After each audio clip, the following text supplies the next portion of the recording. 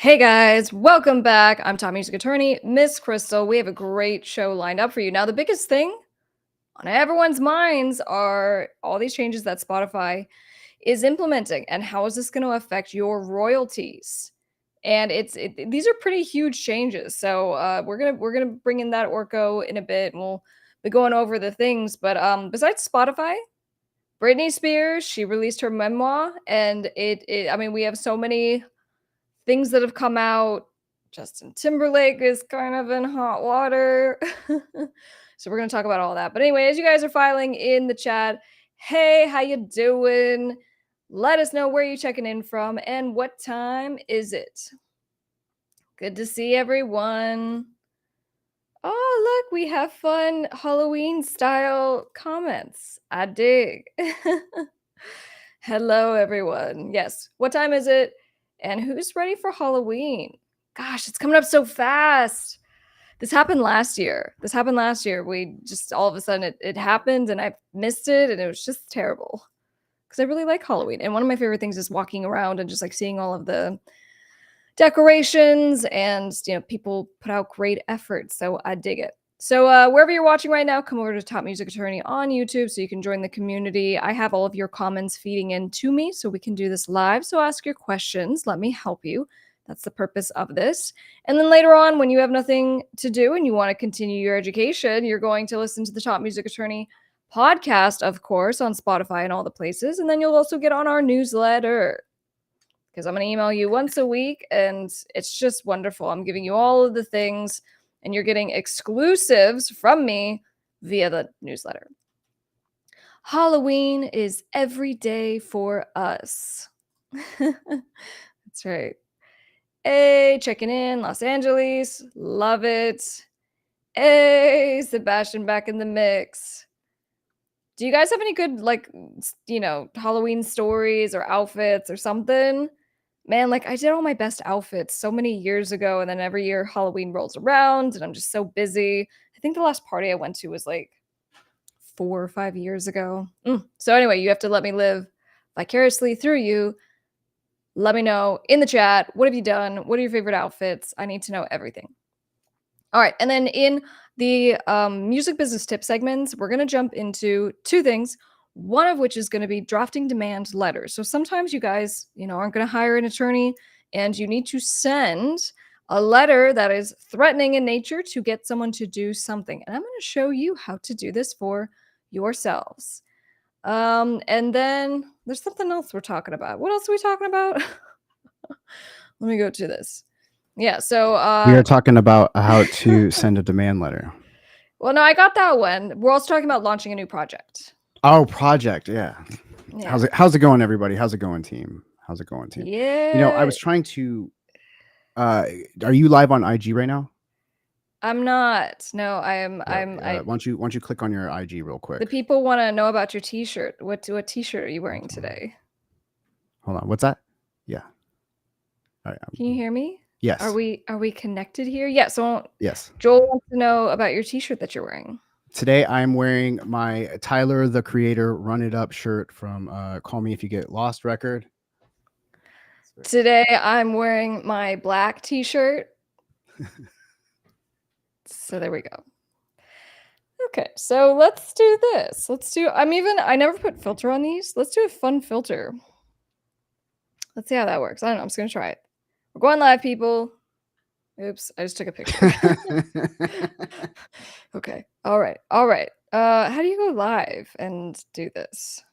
Anyway, make sure that you're smashing that like button as you guys are filing in. As if you are watching from somewhere else, because we do broadcast. Oh, he just went goodbye. So he's leaving me to fend for myself. Hello, Instagram. Come over to Top Music Attorney on YouTube. All right. Anyway, so where are you guys checking in from? Let me go to the chat. I swear, it's restream. We're getting rid of it. Eric's dressing up as Ryan Gosling. Oh my gosh. That's gonna be I will great. need to see those photos. I need to know all the things. I'm probably gonna go with Rocky Horror Picture Show. Yeah. All right. We got some effort. Oh no, he froze. All right. In any case, so yes, checking in Canada. What time is it right now? Is it cold? It's finally cooling off. But anyway, I don't get too sidetracked. So I'm thinking, while Orko is off doing his thing, I'm gonna go into the demand letter segment for you guys because this I just think is going to be so valuable, and it's just walking you through again how to do this. This is what I do all day long as an attorney. I like review contracts and draft contracts, and then when someone violates the contract, we then send a letter. So in any case, let me give myself 30 seconds. We're going to run the intro and then I will jump right into that. Be right back. Hi guys, I'm top music attorney Miss Krystle. I'm an entertainment attorney, public speaker, and creator of the Top Music Attorney School for artists and record labels. I'm the owner of Dukes Up Records, and most importantly, I'm an independent artist. Don't forget to subscribe and turn on those bell notifications so you don't miss my weekly videos giving you my best tips on the music business, industry news updates, and teaching you how to stay legally protected.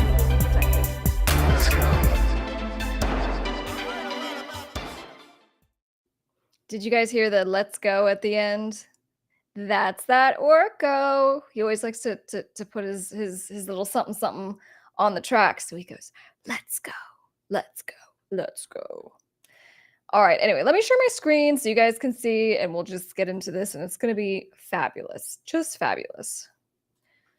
All right, all right. Here we go. And then if you guys are just filing in, if you're coming over from Instagram, hey, what's up? Make sure you let us know where you're checking in from. What time is it? And if you are watching on IG, stop everything. Go to Top Music Attorney on YouTube. So, as in, and in fact, let's broaden this a touch. As a no, hang on, I gotta find my feelings on this. As a business attorney, I do a lot of work for businesses, but I also work with influencers and entertainers and athletes and all the people. And, we draft contracts and we negotiate the contracts and we get the great deals, but sometimes people breach contracts. Now, if someone has an obligation to do something and they don't do it, what you want to send is a demand letter. And so I thought you might find it valuable to actually go through, and I'm going to give you a little training on how to do this yourself. It's what I do all day long. It's been almost 10 years now. I've written a lot of demand letters. And the nice thing is that there's a formula to how to do it. Okay, so without further ado, please be sure to give this video a like and share it with someone if they're going to find it helpful. I'm going to share my screen. All right, so I left my letterhead on this. This is my law firm. So if you have a company, it always helps just to have a little formality of some kind of letterhead or logo. So if you have your own company, you work for a different company, throw something in there because it just makes the letter overall seem a little more professional. And at least for me, I kind of joke with clients. I go, half of what you're paying for is for me to add my letterhead to this letter because it just makes it a little scarier because it's coming from a law firm. Anyway, so let me make this a little bigger so you guys can see. All right, so you just basic stuff, have the date. I put a future date on this. So you're watching this at some point in the future. And then you want to specify, is this going by email? Are you sending it by US mail? Now, the reason why this matters is because you want to make sure that if there's a contract and someone breached the contract, comply with what the contract says.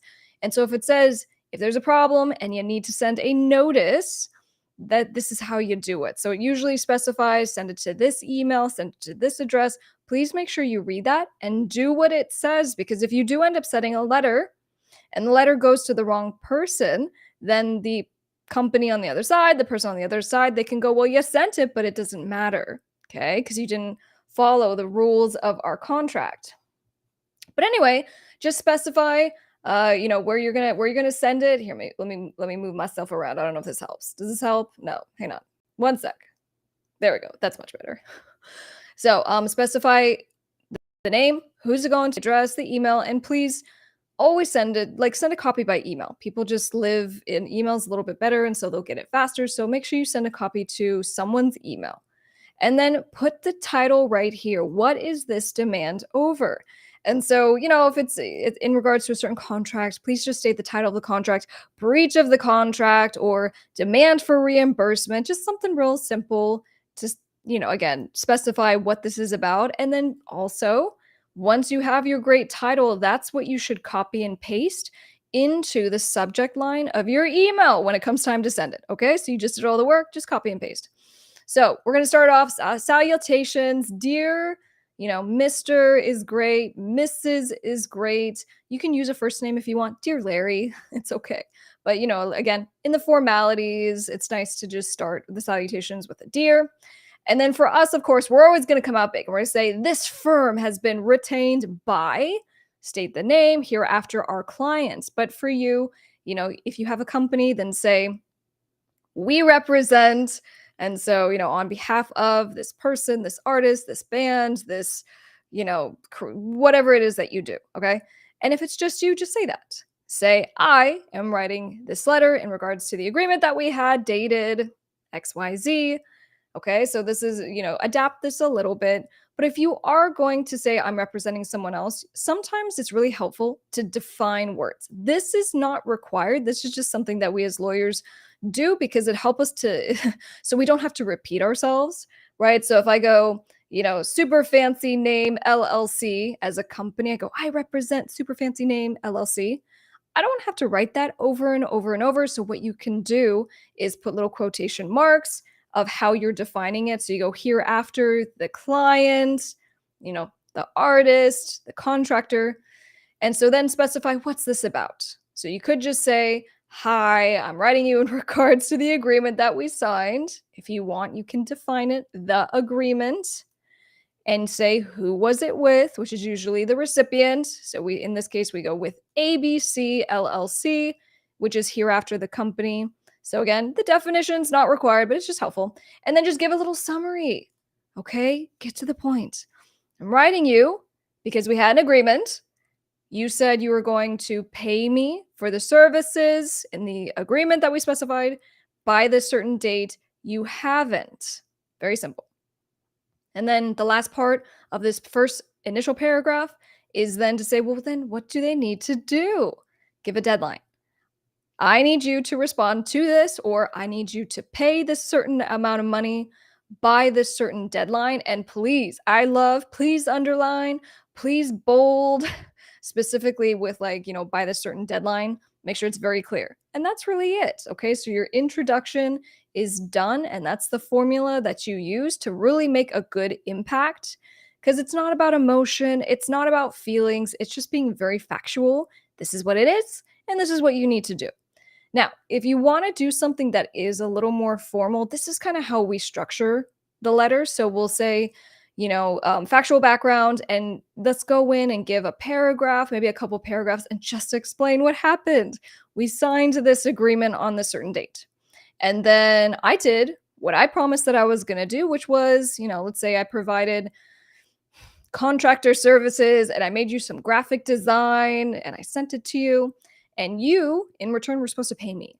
You didn't pay me. Okay, so we're telling the story. You didn't pay me, and then I sent you an email, and then you said, it's coming, and we went back and forth, and here are the dates, and then you emailed me back, and then I emailed you back. So you do have to specify it in that kind of detail, but it helps because then you go through and you tell the story. So that factual background is just you telling the story, and just be concise. Again, try to keep emotion out of it. Just be very factual. And then here in section 2, we usually do a claims section. Now, this is where if you do have an attorney, it helps a little bit because the attorney can be like, here's the case law and the statute and why we're just going to annihilate you in a court of law if you don't do what we're demanding. You might not be able to do that, but what you can do here is just generally state, I have a breach of contract claim against you. And usually it says it in the contract. If we have a problem, it says I have to sue you in the state of Arizona, for example. And so you can just say my claims against you are, and what's pretty common is we have breach of contract. We have something called breach of good faith and fair dealing. So this is just, very simply, if someone acts in bad faith and you're like, I hired you to make the graphic design and to give it to me.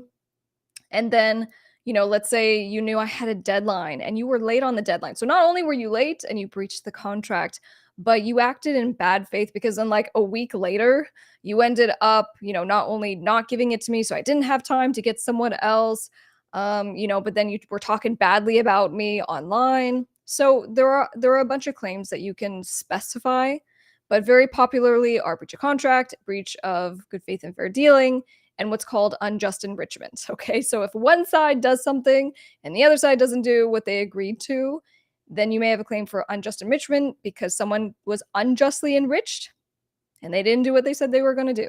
So anyway, those are just a couple of quick examples that we do pretty often.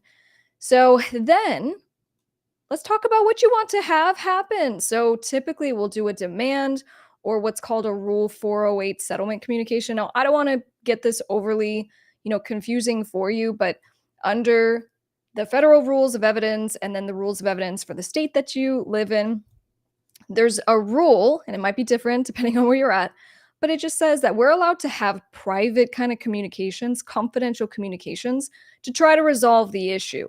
And the reason why we slap on, a little title and we say, hey, this is a settlement communication is because, usually that prevents them from using anything that you put in the letter against you to prove their claims. So it's just a way that we can kind of speak freely and not have to deal with, having the letter presented in a court of law later on. So anyway, not to overcomplicate it, but all you need to do here is just, what are you demanding? And so specify it here. Now, what's pretty common is you go, we had the contract, you owe me $2,000. So the demand is, I'm demanding the money you never paid me. So very clearly just specify it. I love bullet points. So for a demand, I just make it super clear and I'll use bold. So let's go in. So I'd throw in a bullet point and I would say, payment. Let's make it super simple. Payment. And then, if let's pretend you had specified, the contractor is who owes you. So you go contractor to pay, and maybe you specified yourself as company to pay company $2,000 by, and then set a new date, and say, Friday. So you can go in and do bullet points, pay me by the certain date. Maybe if this is coming from a law office, often we demand reimbursement of the attorney's fees.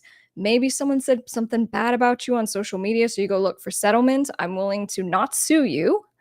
And in exchange for that, you pay me, you make a statement, and you say this kind of thing on social media to clarify. And so you just kind of, again, outline what you want to happen. And then let's go back. Here we go. We're bringing it home. The conclusion. So you want to kind of reiterate what you had put in the first opening paragraph here in the conclusion. So you go reiterate what it is that you want and also when do they have to comply by. Now, the thing that you're going to do, okay, the super secret sauce of what makes a lawyer letter so effective that you can do is that you're going to say, if you don't do what I put in my demand section, here's what's going to happen. And what typically is going to happen is you're going to file a lawsuit in a court of competent jurisdiction. You're welcome to take that phrase. You're going to file a lawsuit in a court of competent jurisdiction, which usually just means you're going to file where you are supposed to, if it's in the contract or if it's where the parties live. And that's it. And so, you want to make sure you come out really strong, be firm. And what's actually going to make your demand letter that much more powerful is that you're not going to put emotion into it. Man, don't have underhanded jabs. Be very, very factual. And, again, to the extent that you can put something like this together, and then sign it and send it by US mail, send it by email, it's really going to make a big difference as far as impact compared to, let's say, you sending an email and you go, hey, John, you suck. You breached the contract. I mean, again, you're saying the same kind of thing, but when you do put it on a letter and you have formalities, it becomes very powerful. And then if it's a serious enough situation and you want to funnel this up to an attorney and get some help, please do, because that can really make a big difference too if it is coming from a lawyer. So if you are looking for help, feel free to reach out to Delgado Entertainment Law and we'll see what we can do to assist. All right, let's see. Where's that Orko at? I want to bring him in. He looks like he's chewing something on my secret window here. Yeah, that's right, you gotta and then also the letter is great, paper trail, you know, you have to be careful with the Rule 408 confidentiality stuff, but that's right. I Alright, was having a blood that sugar drop. I was, like, sitting here, and I just all of a sudden, I just felt it all go down. I was like, "Oh, no. Oh, no. Oh, no." Sebastian. On tour, generally, you are dying that day. What unforeseen situation, natural disasters, do the show. I think there's a conversation happening in the chat that it Oh, I see. Y'all are all talking. Alright, cool. So why don't we move on? Did you find that helpful? Did you learn something about demand letters, Orko? Are you going to I be love it. I love that you're showing them, like, kinda, like, how to do it. We've been doing these kinda step by steps, and I think it's great. I think people wanna know how to do these things, and it's a good start. I would still, you know, as things kinda escalate, I definitely would get an attorney to kinda help you with that, but at least you know now kinda where to get started. That's right. Alright, cool. Well, let's move on. I The think I wanna water just just jump spilled in. all over my face, so just give me a sec. It's been a rough day. It's been a rough day. That's all right. For those of you on Top Music Attorney Instagram, hi. Come over to YouTube, Top Music Attorney YouTube, and you can say hi and be part of all the fun. I kind of want to jump into Spotify, man. For those of you who are watching and you care about your royalties, oof, this is breaking news. We're switching things up. It's I'm gonna it's make around. impacting everyone. I had some notes. So let me tee this up.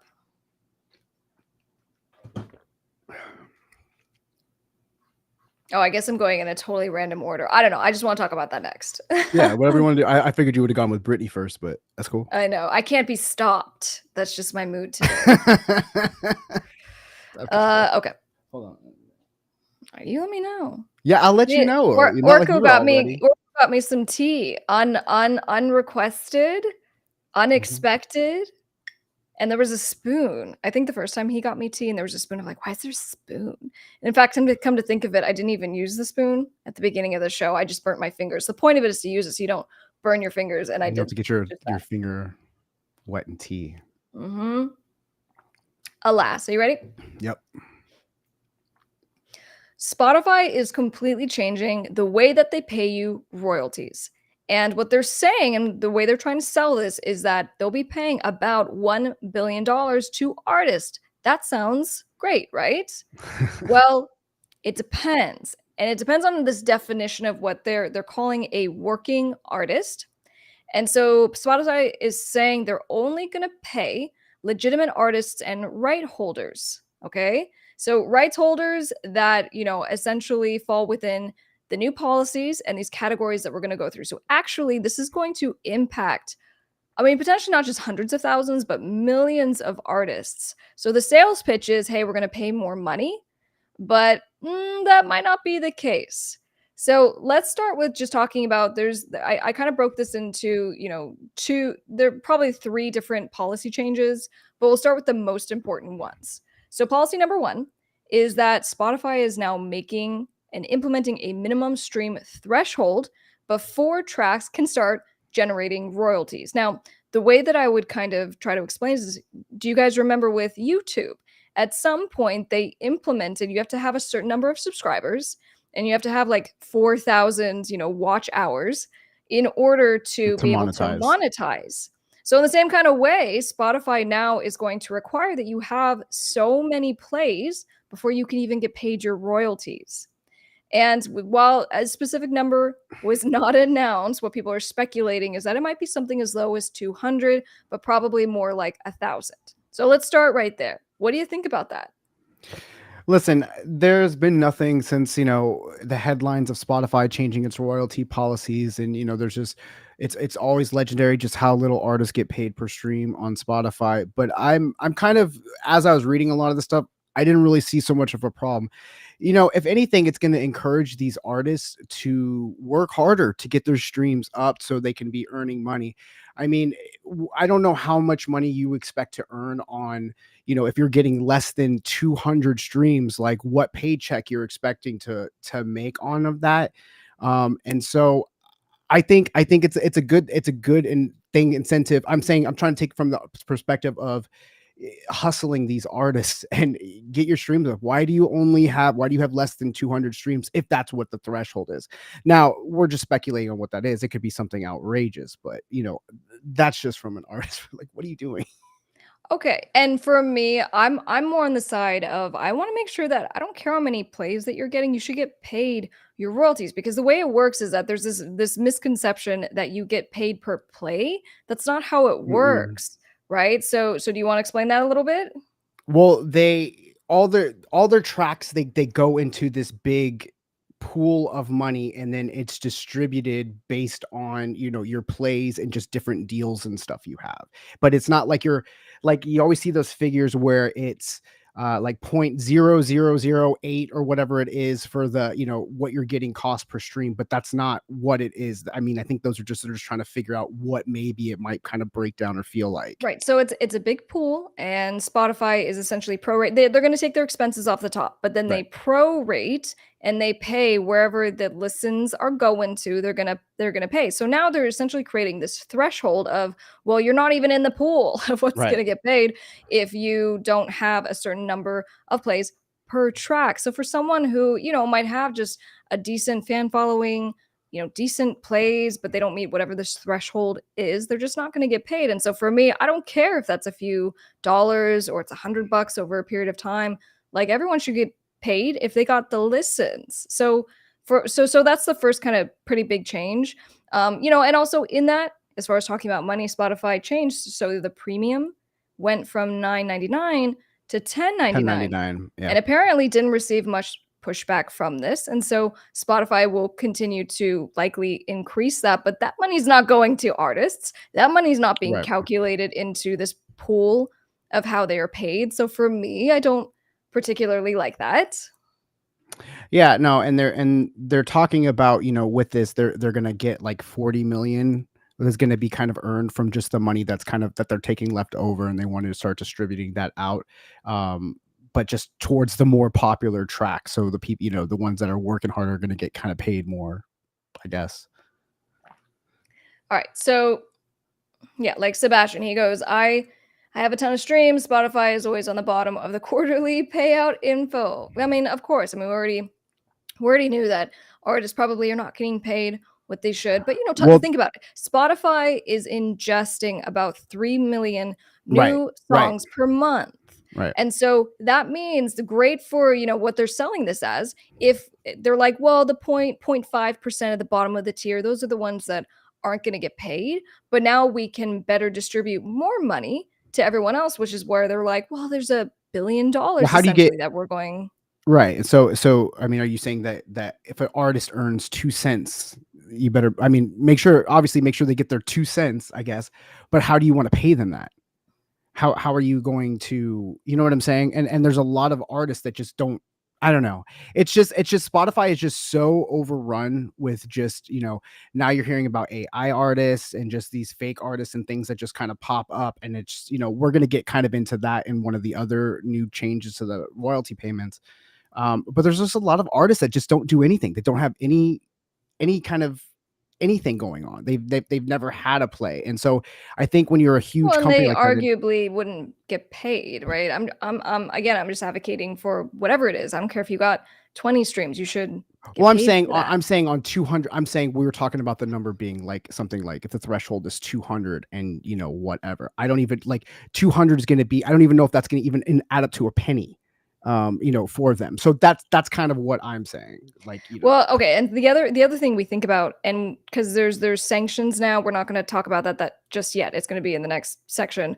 But for distributors, this will impact distributors and labels who are getting paid directly from the music platforms because you guys don't know this. Distributors will earn your money because you forgot to add your bank account. Okay, so right. they're collecting money on your And behalf. that's the If other thing. Artists don't even know to collect their money. if you don't collect your money and it just sits there forever, at some point, your distributor takes your money. So not only is the distributor taking the money, they're going to be impacted by this, but they also take a fee from the music platform. So if all of the, let's say, hundreds of thousands, if not millions, of the lowest tier artists who aren't getting as many streams, they don't meet the threshold, that Mhm. means that distributors aren't going to be able to take their share of the earnings from the artist. So distributors are going to be impacted too. Distributors are real businesses, labels are real businesses. Absolutely. And distributors are, as we'll get into these next couple ones, but we're going to see how your distributor is going to even be more affected by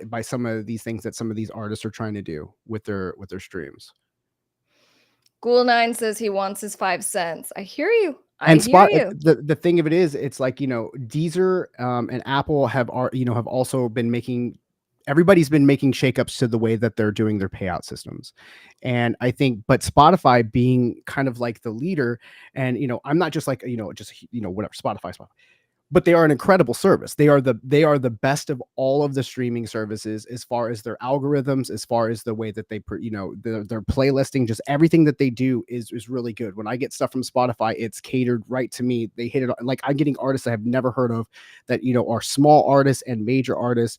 I think it gives a lot of great opportunity for artists and stuff like that. But yeah, so I don't know. I'm not as, maybe it's because I don't know. Just work harder. Go ahead. All right. So then the other big policy change here is having to do, I said sanctions because I'm a lawyer, fines. So record labels and distributors are now going to get fined by Yes. Spotify. And this is the ones who they're being real sneaky because not only do independent artists do this Yes. with juicing their numbers, paying Yes. AI, paying bots to get the numbers up, but record labels do this all the time for the biggest artists because they still have to, meet their quotas of numbers. Trust me.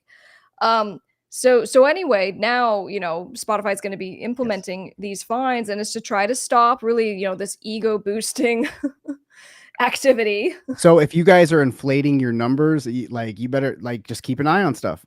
Things are they're going to be cracking down, and they're going to be finding the distributors at the level if they are finding you are doing fraudulent streams. If you are boosting, if you're using these stream farms or any other like AI tools, they're just going to remove your songs. They're just going to be gone. And then they're going to charge the distributor, not based on an artist hit, but per song. So if you released an album worth of, songs, and then you just did whatever, like, your distributor is going to end up dropping you. And I'm just saying, like, this is where I think things are going to kind of become game changing, because when they start going off at the distributor, like, it's when you're just on the street and you're just like, oh, hey, I just want to go ahead and upload my song to my distributor, and they'll just put it in there. And the distributor's like, sure, just give us your music, pay us your fee or whatever percentage we're going to do with you, and we'll put it in the system. But now if you're going to hit them and you're going to get fined because you're doing some shady stuff, they're just going to drop you, and you're going to And find it's it. already happening. Look, It's guys, already as right. as as an entertainment law firm, this stuff is coming through my office all the time with artists who, in some cases, they accidentally are now lopped into this whole category. And so their songs are getting removed because they're like suspicious activity. I had a client who was doing, and we'll talk about this, but he was doing like sleepy time music, right? Yeah. And he got flagged because of how many hours of listening that he was getting. They're like, this looks so suspicious. But what he was doing was you sleep all night, you listen Right. to the track all night long. But Literally what I did. nonetheless, we had to fight over the thing I just talked to you guys about, which was he got kicked off the platform. The distributor kicked him out of the distributor account, and the distributor kept all of the money. And so Right. we had to fight. And I go, look, it's one thing in your terms of service agreement. They can, most distributors can just boot you out for any reason. They don't even have to explain, but they can't just take your money. And so Money, it's right. really important. Like, don't take that. You need to absolutely make sure you get paid. But anyway, there are people who are doing it fraudulently. So, but think about it. So there's, when you were hearing about these AI artists that are just making kind of like lo-fi music, and they're just kind of just generating stuff because it's getting a lot of plays. Um, that we talked about before, how it's not per stream, it's part of a big collective. So all of these things and all of these bots and all these things, the pools that's going in from listens, from everything like that, like, they're taking the money away also from the real artists. So it's like, if the artists that should be getting more of a percentage or more healthy share of it are not getting paid also, because these other artists are fake artists and fake plays and fake streams. They're getting some of the money. All right, so let's talk about the money. There's one more thing I want to touch on with this, but great question, Sebastian. So, if we're essentially not getting paid, like, what are the best ways to make sure you are collecting your money? So, write this down, people. We not only make money from our distributor who distributes the music to the music platforms, but we also get paid from our performance rights organization. It's different per country. So, like in the United States, we have ASCAP and BMI. So, you want to make sure you're registered for the composition side, the publishing, but then you also want to go and register on Sound Exchange, which is how you get paid for the non interactive streaming for just stuff like SiriusXM and Mhm. Pandora. Okay. And then, I love Song Trust because this is a good way to get paid your public performance Yeah. for other countries that you're not in because you are also making money in those territories. So write those down. Please make it on your to-do list, register your music, and you'll be good to go. So the last piece of this has to do with the non-music noise content because the way people are hacking Spotify is that if you get more than 30 seconds of listening time on a song, that's what 31, I think it's, triggers. yeah, 30, I think it's like 30 or 31 seconds that triggers when it pays out Yeah, so or when 31 it seconds. counts. And so, what like these sleepy time playlists will do is that they'll just make the Mhm. songs really short. And so you They'll are cranking through and getting paid. So they are cracking down on this as well. If you remember at the beginning, I was like, they're paying the legitimate artists and rights holders.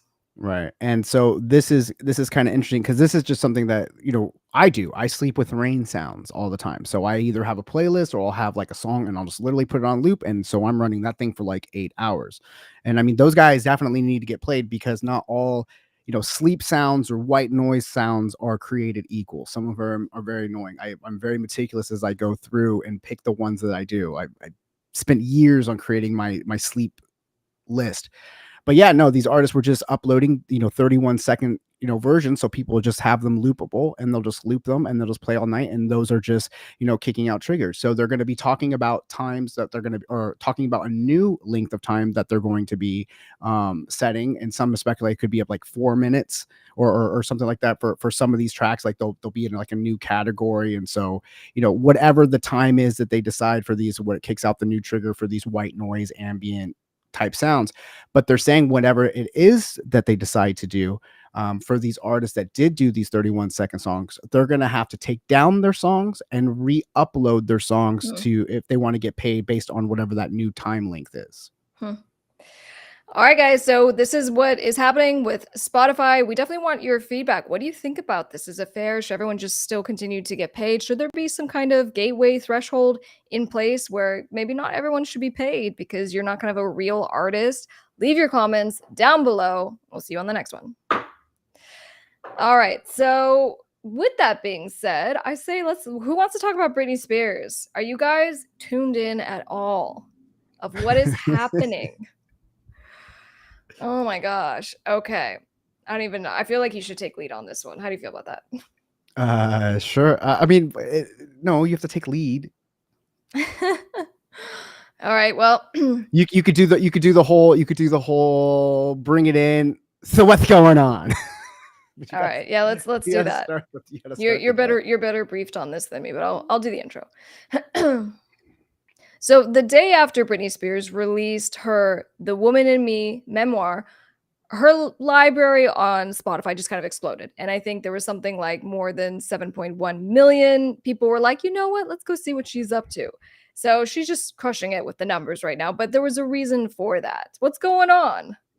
Well, yeah, no, I mean, just just the announcement of just her book and it being released, and it's just all the revelations that have been coming out about this, especially the stuff about Justin Timberlake and Colin Farrell, and just some of this the relationships and stuff that she's had, um, her conservativeship, just different aspects of her life that just been underneath a microscope, and it's got people nostalgic for Britney Spears and her albums on Spotify. The In the Zone record went up 1 million streams.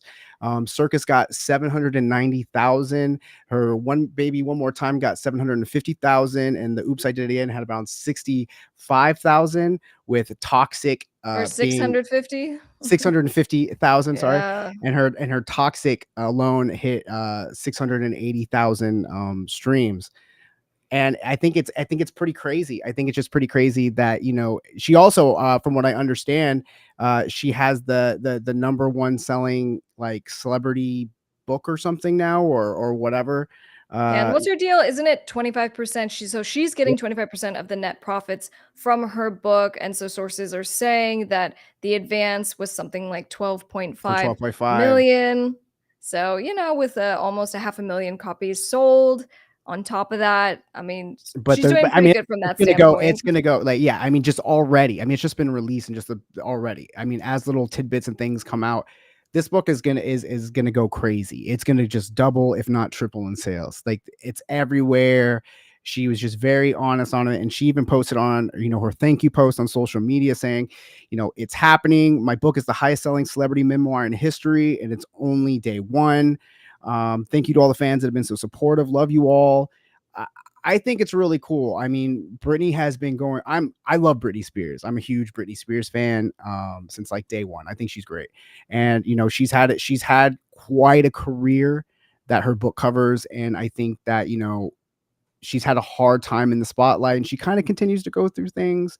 But I liked seeing her happy, and I like seeing her um just seeming to be more at peace with herself. We'll see what she continues to do left at her own devices. But I'm always rooting for her. I think it's really excited. But a lot of the stuff that she talked about, obviously she talked about the Justin Timberlake, when they had, an abortion when she was young, and just the decisions on that.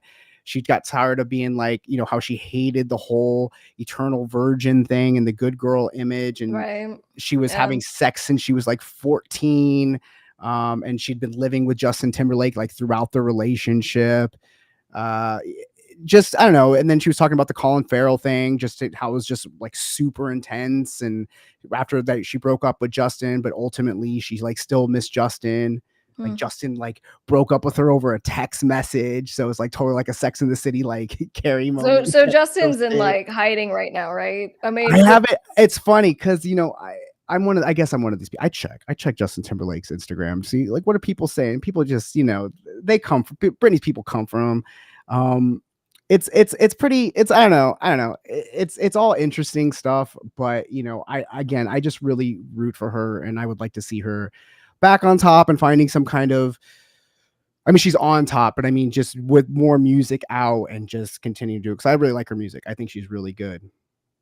So, I mean, do you think Justin's gonna clap back in any way? Because I mean, there's always 2 sides of stories. There's always dirt in the other person's I don't closet of feel some listen, degree. just like some of their stuff that they were going through that that I've heard about. It's just like, dude, they're young kids. They're in it. Like, I don't know. I'm not as like, oh, like vilifying Justin Timberlake, but I mean, she's calling him out on a lot of stuff, like all like the cornrows in his hair, and like the just different ways, like how he just tried to fit in with like different artists. Like, she's kind of putting him on blast a little bit through the whole thing.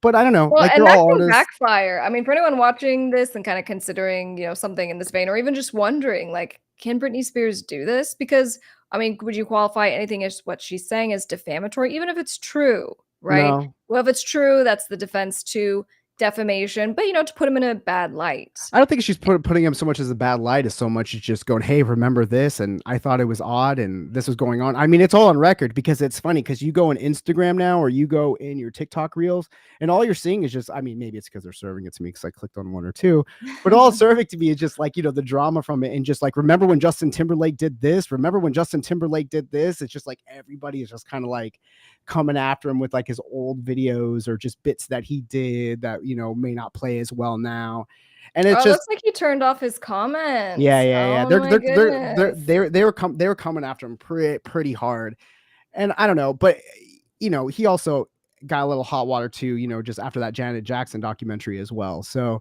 Yeah, um, yeah. he's been kind of a controversial artist. I'm a fan of Justin Timberlake's music. I think he's great, but I do have seen many times where people may have, for lack of a better term, painted him as a douchebag, and I get it. Like, you know what I mean? Like, I could see it. Like, I get it.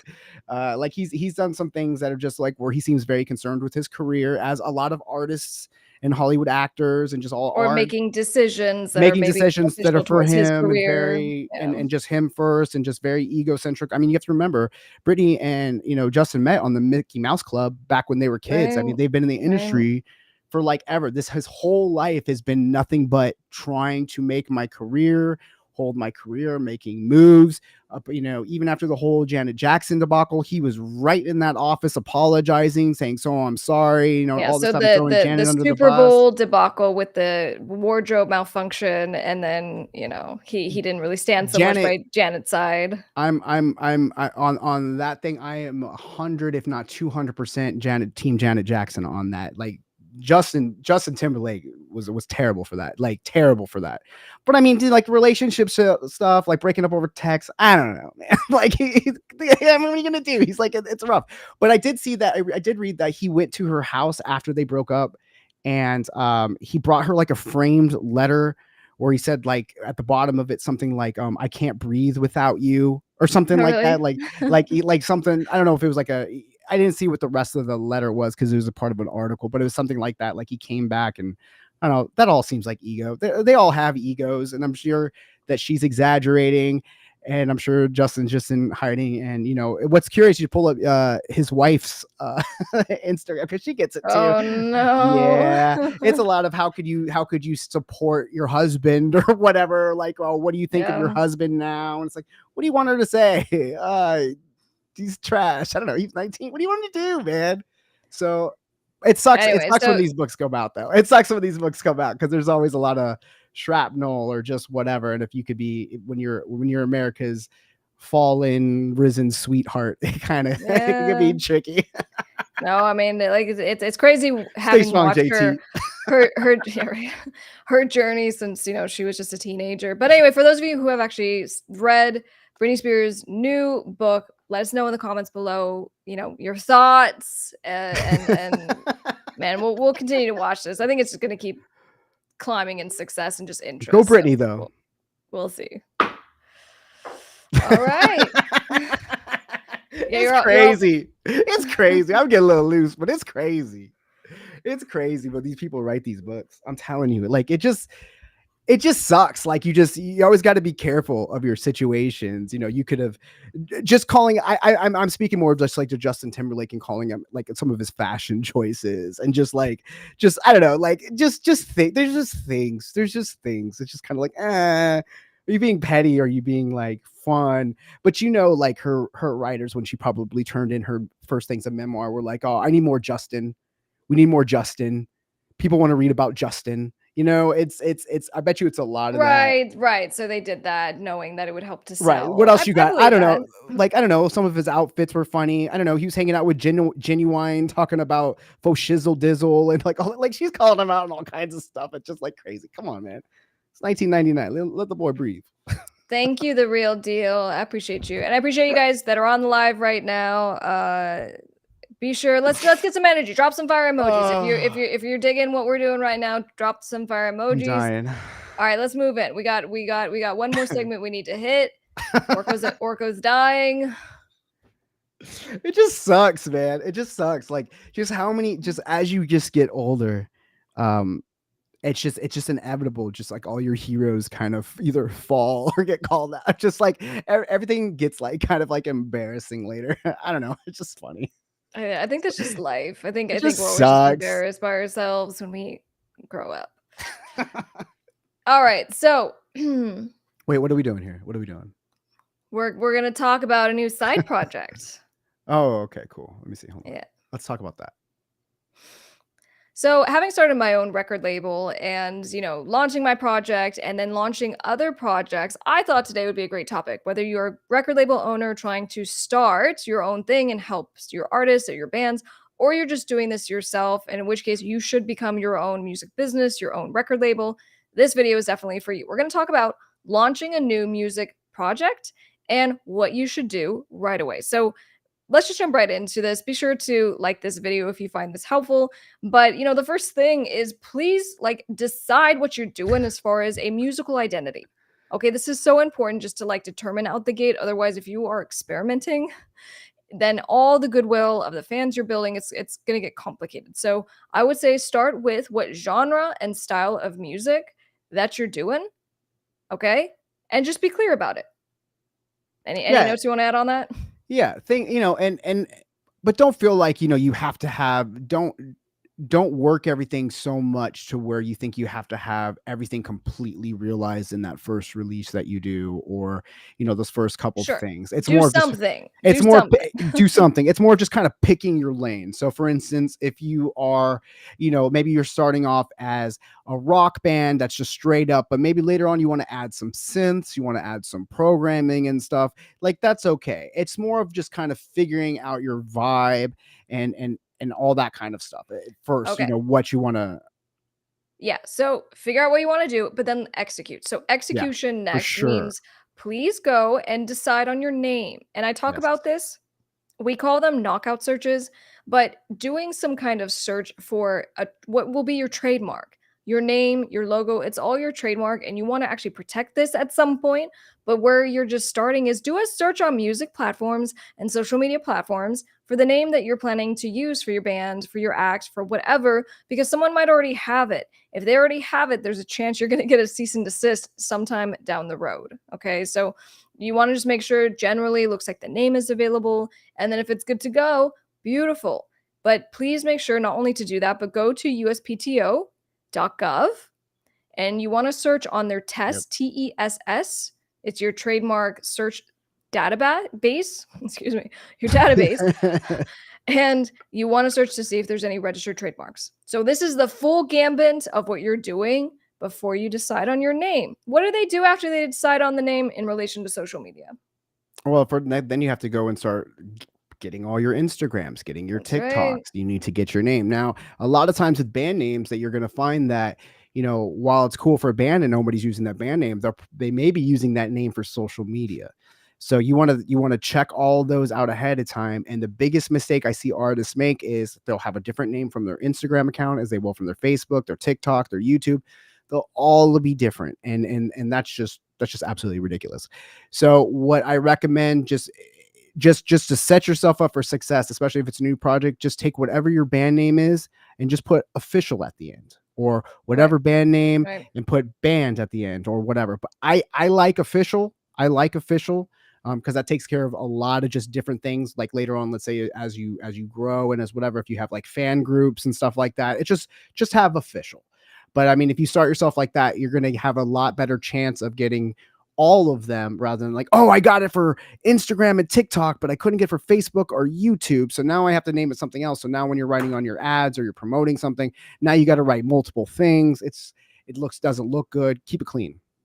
All right. So someone's asking, what do you think about Phantasma as a name or a name? So that's fun, but also the same kind of if you're doing that and you can't find it just like that, which you probably won't, adding the word official afterwards may help you. But again, just be consistent. So please go, even if you're not going to post for a while, go and get all of the usernames on all the different social media platforms. Yes, you probably want to take a look and getting the website as well, but that's not, the most critical thing that you need to do right away.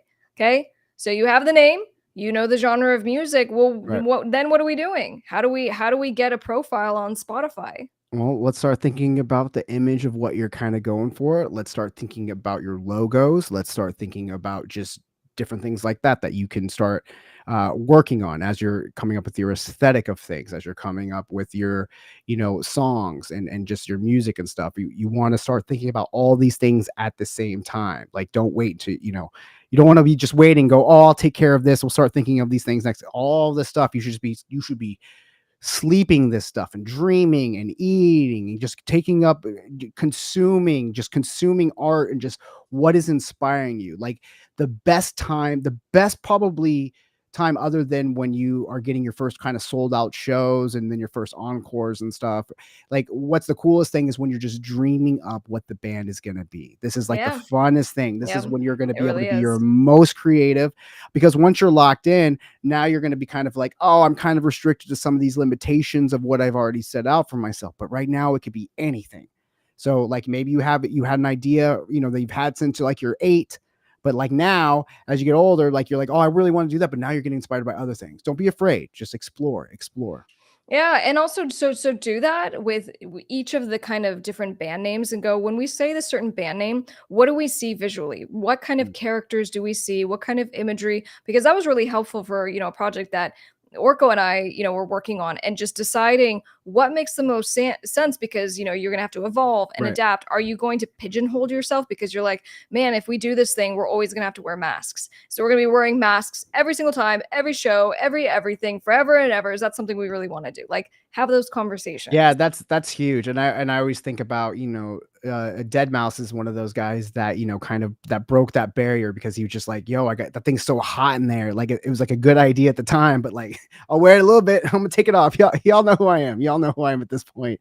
So I mean, yeah, it gets pretty tricky when you start, doing outfits. There's been times where I've been in situations where I had signed up for some kind of, costume or outfit in a project or something like that. And it's just like the reality of actually having to do that all the time. It's just like, oh my God, like why couldn't I just have not done that?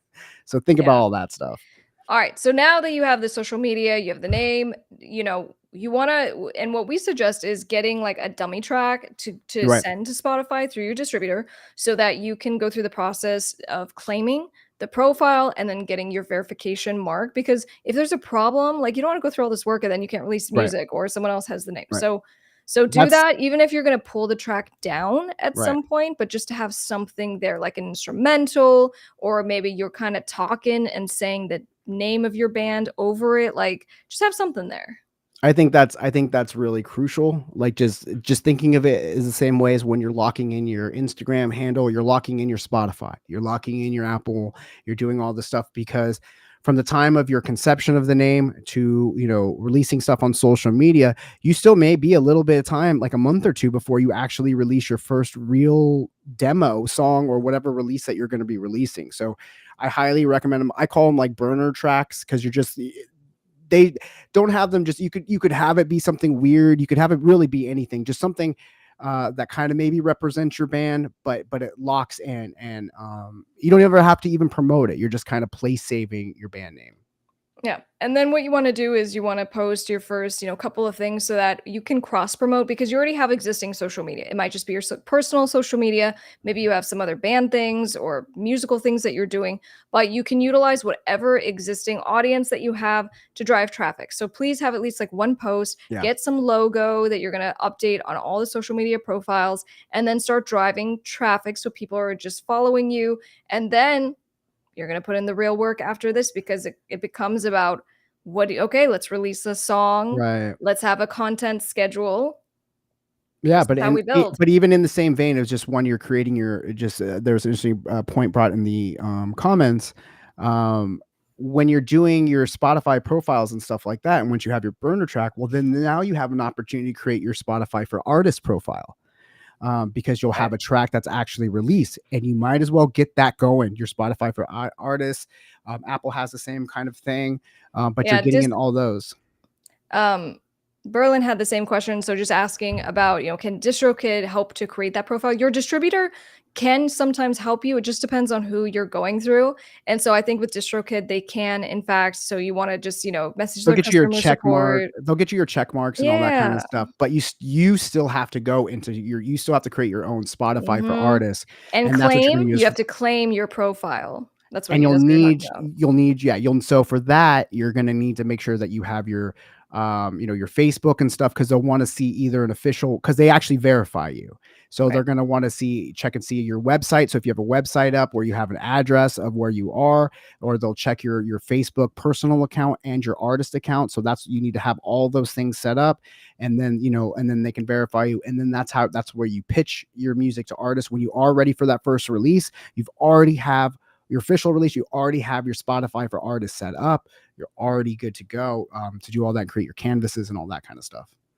That's right. And then, again, what he had said, let me just highlight that.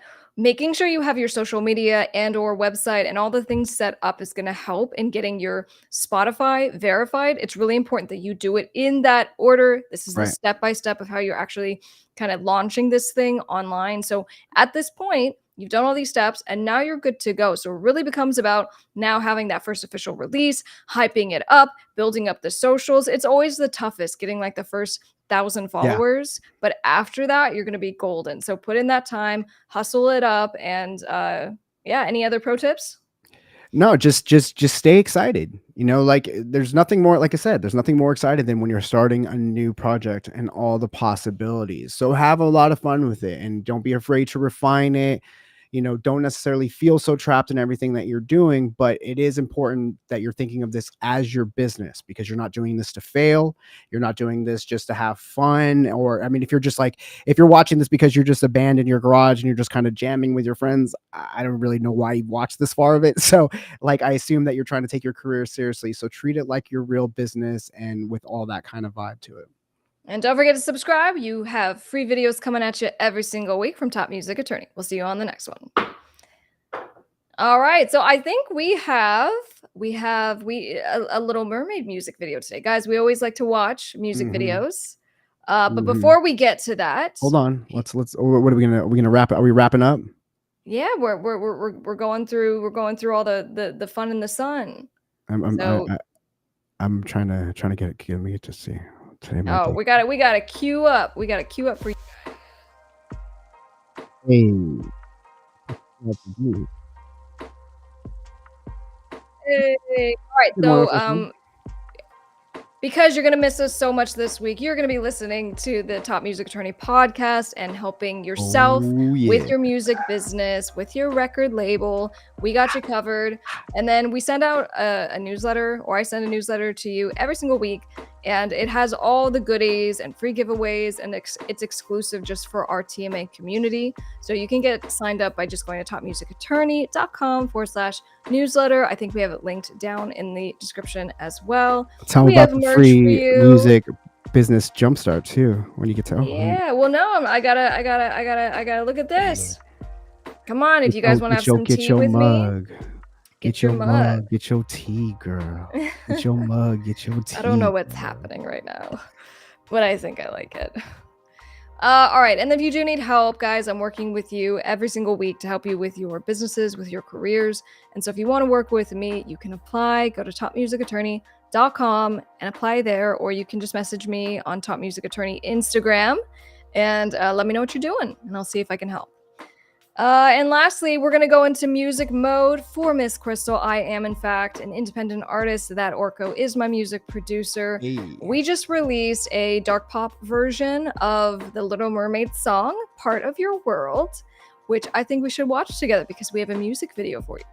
So if you want to listen to my stuff and the stuff that I do with Orko, you can search Miss Krystle on all music platforms. And why wouldn't you? It's all really good. Vibe. All right, guys, we love your faces. We will see you next Thursday at 5 p.m. PST. Come say hi on socials. Let's watch a Little Mermaid video. We'll be in the chat. We love your faces. Hit it.